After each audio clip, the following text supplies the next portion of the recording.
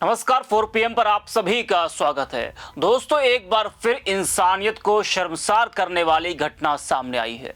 उन्नाव में 14 साल के छात्र ऋतिक यादव की मौत ने पूरे प्रदेश को झकझोर कर रख दिया है।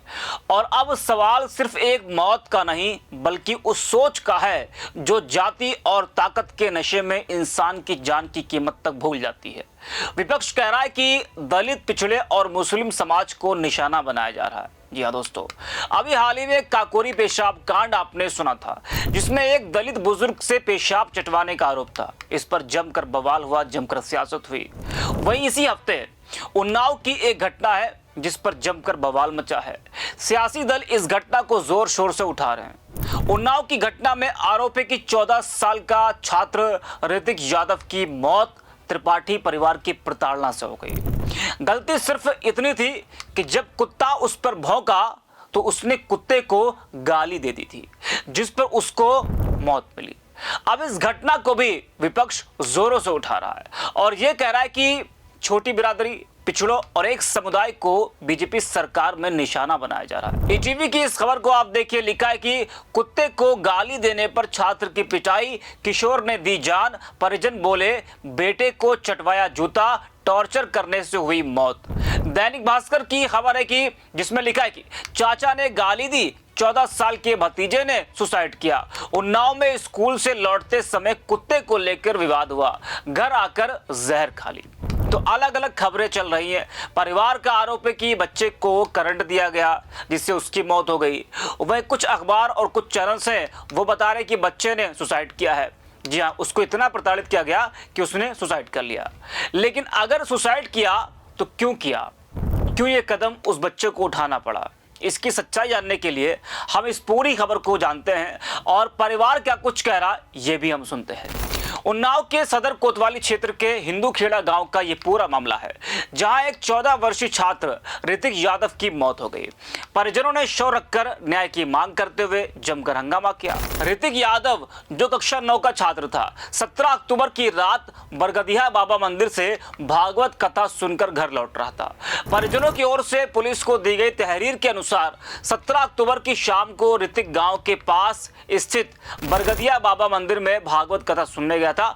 वहां से वह लौट रहा था और इस दौरान गांव के विशंबर त्रिपाठी के दरवाजे के पास उनका पालतू कुत्ता भौंकने लगा। परिजनों ने बताया कि ऋतिक ने कुत्ते को गाली दी थी। इस पर विशंबर ने आपत्ति जताई। इसे लेकर दोनों पक्षों में कहासुनी हुई। परिजनों का आरोप है कि घटना के अगले दिन विशंबर त्रिपाठी ने गांव के अमन और अभिषेक के साथ मिलकर बेटे की जमकर पिटाई कर दी। उससे थूक और जूता चटवाया गया। इसके बाद 19 अक्टूबर को ऋतिक की तबीयत खराब हो गई।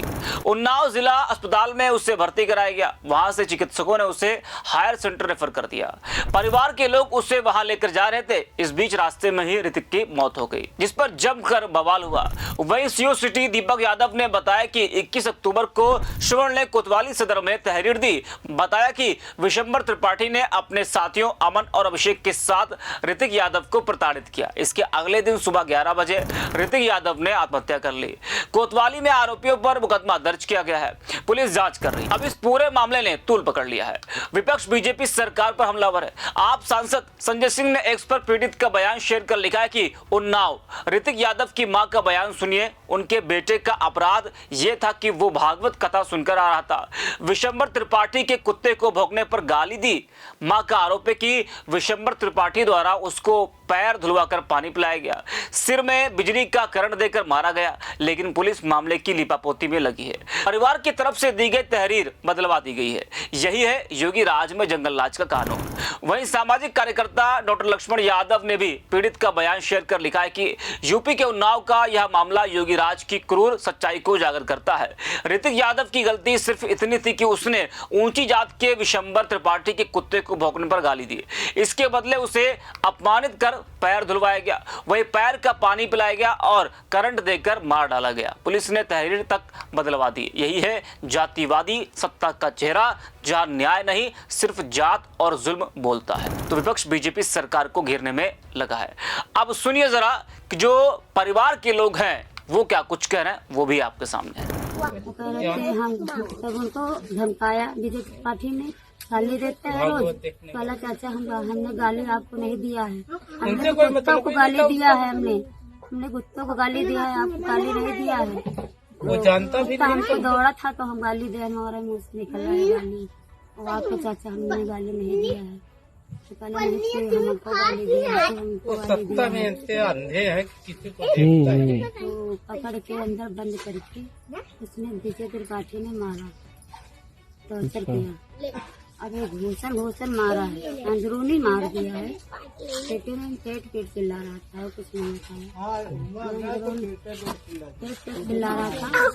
और पैर धुला के विजय त्रिपाठी ने पैर धुला के उसको पानी पिलाया। और वो लाठी जोड़ के हमारा बच्चा माफी मांग रहा था, चाचा मुझे माफ कर दो, गलती से हमको ये लड़के लाया है, हम कभी नहीं इधर ये रास्ते पे आते हैं, इनको जबरदस्ती लाया गया है। गाली नहीं देते, रो रहा हमारा बच्चा, चाचा हो मुझे माफ कर दो, आइंदा से नहीं ये होगा। लेकिन तभी करंट छुआ के हमारे बच्चे को मारा। वो शरीर में नहीं, यहाँ पे बाल बड़े बड़े थे, यहाँ पे। हमारा बच्चा जब सीरियस हो गया था तब नहीं बताया, ऐसे पूछा गया, नहीं बताया नहीं, उसने नहीं बताया कहा हमारे साथ हुआ है क्या नहीं हुआ है। तो सुना आपने, अक्सर छोटे विवादों में स्थानीय ताकतवर लोग जैसे जमीन जायदाद या राजनीतिक संबंधों वाले सामान्य नागरिकों को दबा देते हैं। पिछड़ी जातियों और मुस्लिम समाज के लोग कई बार सामाजिक और आर्थिक रूप से कमजोर होते हैं, जिससे वे आसानी से लक्षित हो जाते हैं। विपक्ष का आरोप यही कि सरकार और पुलिस प्रभावित वर्गों के दबाव में आम लोगों की सुरक्षा सुनिश्चित करने में विफल है। जब प्रभावित लोग राजनीतिक या आर्थिक रूप से ताकतवर होते हैं तो अक्सर मुकदमे और जांच धीमी या पक्षपाती हो जाती है। इस घटना ने विपक्ष को सशक्त बहस का मौका दे दिया है। समाजवादी पार्टी, कांग्रेस और अन्य विपक्षी दल कह रहे हैं कि योगी सरकार में पिछड़ी जातियों, दलितों और मुस्लिम समाज के लोगों पर प्रताड़ना बढ़ती जा रही है। वे यह आरोप लगा रहे हैं कि सत्ता और पैसों के बल पर आम नागरिकों की जान और सुरक्षा की कोई कीमत नहीं है। इस वीडियो में इतना ही। आप देखते रहे 4 PM।